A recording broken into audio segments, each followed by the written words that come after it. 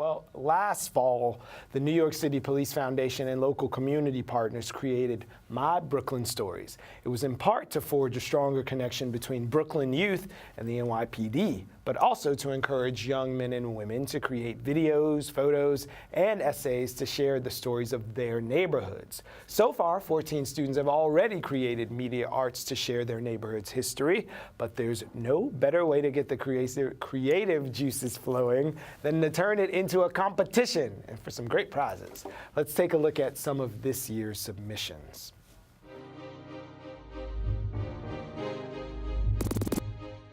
This is my Brooklyn story. This is my Brooklyn story.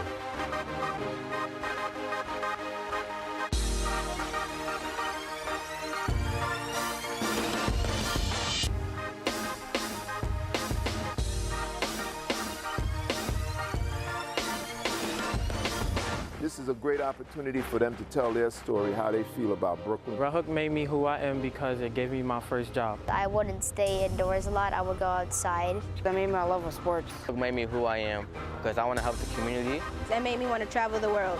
Because I got to meet different types of people. I live in Red Hook, and this is my Brooklyn story. This is my Brooklyn story. And this is my Brooklyn story. And this is my Brooklyn story. I love that. All right, joining us today is Khadijah Carter, Senior Marketing Manager for the NYPD. Welcome back to BK Live, Khadijah. Thank you for being here. I'm so happy to be here with you today. Of course, thank you. And local community partners are also supporting the project, and one of them is the Red Hook Community Justice Center. Its Deputy Director, Viviana Gordon, is here with us too. Viviana, thank you very much for being here. We appreciate you both for being here. Khadijah, why don't we start with you? Where did this idea for the program come from? So I work for the NYPD at 1PP, but we work closely with the New York City Police Foundation. They underwrite a lot of our pilot programs, as well as other initiatives that the NYPD doesn't. So they came to us and said, we need to create a program that can help the police and the youth engage with each other.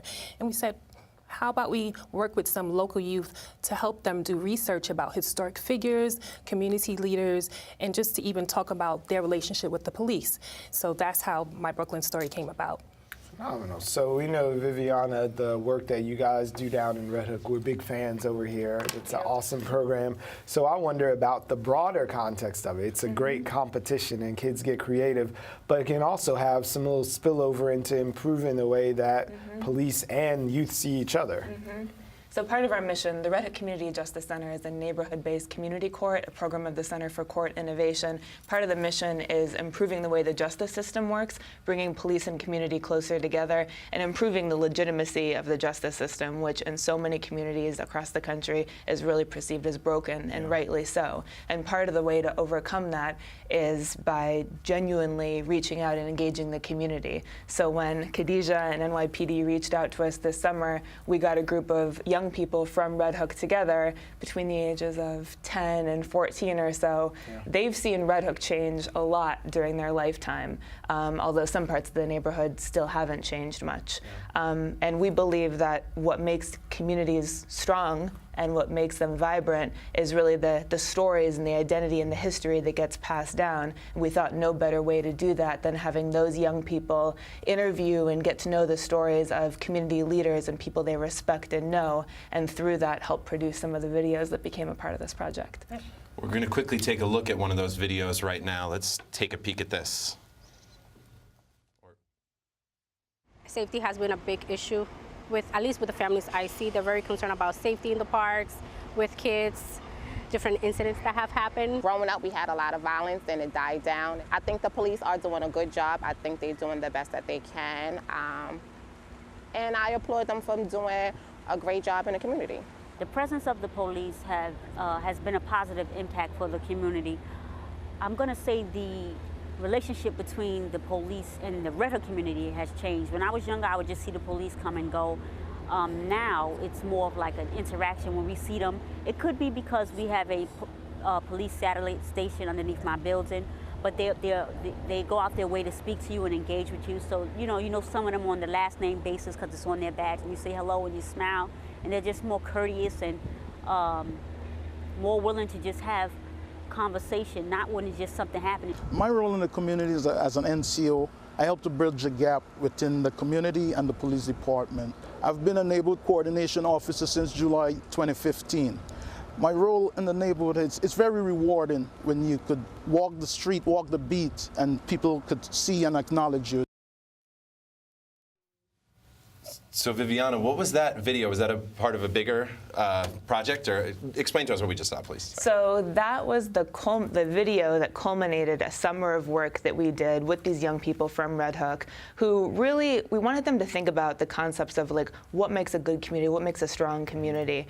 And that's not necessarily what makes a safe community is police on every corner. It really is a community that you feel proud of, that neighbors look out for one another, and it's oftentimes the stories of those unsung heroes, the people who don't make the news. Yeah. So the young people identified people that they look up to, whether it was a family member or the woman in their building who everyone considers their grandma, and developed a list of questions to ask them about their best and worst memories of the neighborhood, about what they think makes Red Hook unique. And they interviewed them at Valentino Pier, and that is a little clip of some of the interviews that came together. The youth were behind the cameras asking the questions. Nice. So that was Red Hook Community Justice Center's take on the thing. What other kind of entries have you been getting from across Brooklyn? We worked with the Brownsville Community Justice Center. We also worked with Richard Green. I'm sure you're familiar with him. He got together some youth to learn more about Ebbetsville, the history behind that. So in Coney Island, we worked in different communities, and each community had a different story to tell. And all of the youth, we just gave them this platform. We taught them how to interview people, how to use the cameras, and it was just amazing that as a New York City Police Department employee, detectives, police officers, these youth were able to work with us on such an important program. So it was really powerful what you see on the screen, also what happened behind the screen. I'm just kind of curious what other things you work on as senior marketing manager for the NYPD. What does that job entail? Oh, and it entails a whole lot. Right, so we work on different campaigns. We actually have a really big one coming up in April to highlight autism awareness. So Brooklyn Patrol Borough, Brooklyn North, they're going to have a 5K walk and run.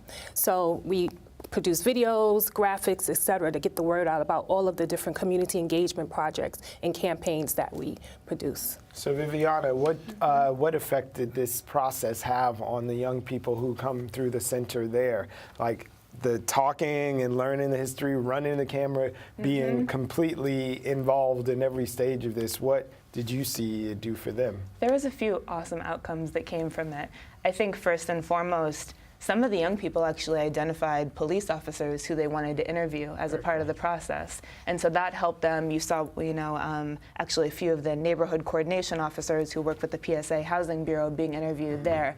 And they got to know them on a human level beyond the badge, and they are now friendly faces who they see in their building, in their community. Last name basis. First name basis. Yeah, to really connect with each other, because that's what the whole point of neighborhood community policing is. Yeah. So people know who their cop is on the corner. And neighborhood coordination officers, they give out their cell phone numbers to the community. So people can relate to them and contact them if they have an issue to report or if they have any questions to ask. They really want them to have that connection before a crime happens. So maybe they can be a point of contact for them. But it's really encouraging to see like Red Hook and the Community Justice Center there, with the community holds the community accountable, but on the other side as well, uplifting the community, saying we recognize what's great here too, and the people that we love who make it home. Absolutely. So those stories got out as well. And one other outcome that was pretty cool is one of the young men who was actually interested in marketing and that side of things, coming out of this program, he actually ended up getting an internship with Khadijah's office at police headquarters, and he went to work every day through police headquarters on the same floor as the police commissioner, and he just went off to college last month, and this was a really awesome experience that launched. An instrumental role in what we did. He was kind of a social media consultant on the campaign. All right, we'll see you in 4 years back in New York in a high-paying job, finish up that schooling first.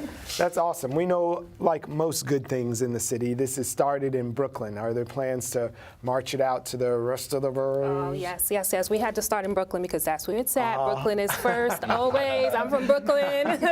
So yes, it's called My NYC Story. We started in Brooklyn. Next, we're going to the Bronx, and then we'll go to Staten Island and all the other boroughs. So Brooklyn's our pilot program, and we've learned a lot about what to do, what not to do. But in general, this has been very successful. How do people get involved? They can go to our website, mybrooklynstory.org. That's where our website is. You can look at all the videos that all of the communities produced, as well as you can find out more information about the contests. And we hear the competition is wrapping up very soon. Oh yes, so March motivate 17th. some folks. March 17th is the deadline. We have some amazing prizes. I'm going to read What are them you all. going to get? Okay, so you can get a luxury suite and 10 tickets for a Brooklyn Nets game, VIP access, a MacBook Air, Nice. Canon Rebel T6i digital camera, $500 gift card, Beats headphones, and a couple of other prizes. Can we enter? Can Greg and I Hey, enter? submit a photo, a video, an essay, some poetry. Really? It's not complicated. Even people as old as Greg. Is that true? I don't know. If you have a great Brooklyn story, just submit it. And what we're going Done. to do is invite the community to vote on their favorite submissions. Excellent. So that's more of the community Very engagement aspect of this. All right. Thank you very much for being here. And My for all the money's great on work Red that you Hook. do. Yeah, my money's on Red Hook. Okay, okay. Thank you both very much. Yeah, we appreciate it.